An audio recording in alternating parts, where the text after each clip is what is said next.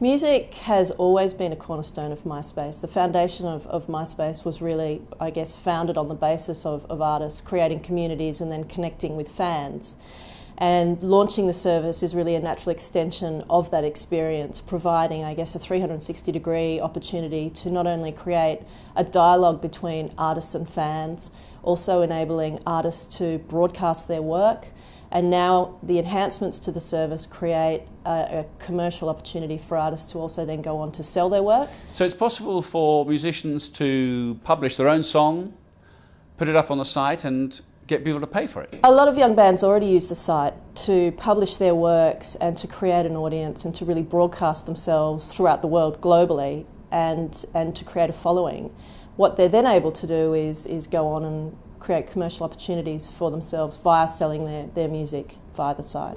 MySpace charts, for example, is a great way for anyone to see what's hot in music right now. So we have 22 genres across 25 countries. So they're probably the most definitive charts on the planet.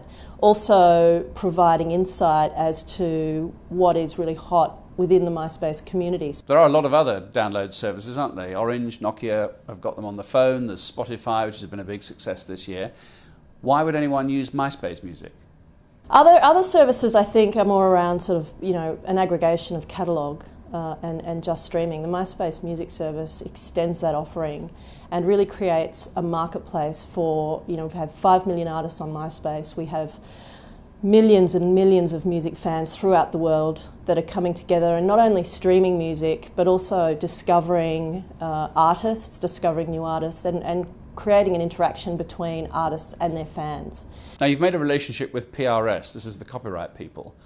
So that ensures, does it, that some money gets back to the musicians? So we have agreements with all of the publishers, so the PRS, all of the labels and the various sort of label publishers, and we pay a fee back to them for the use of the repertoire. And if I do download music, that costs how much? If you're a MySpace user, it's the iTunes download pricing. It's exactly the same? Yeah. So are you guys making any money out of this?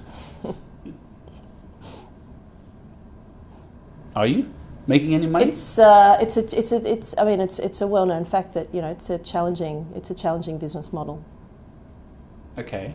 The idea is though to build a legal and sustainable business. And the advertising that supports the streaming of music, is that something you found your users will put up with?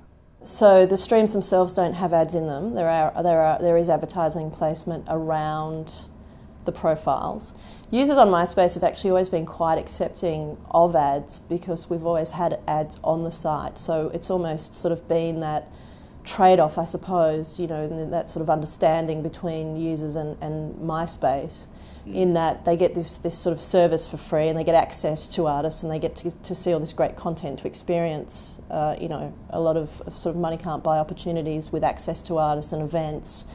And I think the MySpace music product is also really about creating efficiencies, where you can create playlists. So you could go and create a playlist today and you can then transport that playlist. So, if you have a party on the weekend, you can sort of set up your computer, plug in your speakers, and it's all there for you. Likewise, you can also go and look at playlists of artists and celebrities and friends and take recommendations. So it's really creating, it's quite an interesting and new model around music, in that it's really creating that socialisation and sharing around music. And importantly, in a sort of legal environment. I mean, that's incredibly important. So it's sort of quite new, I think, and groundbreaking in that sense. Rebekah, thank you very much. Thank you.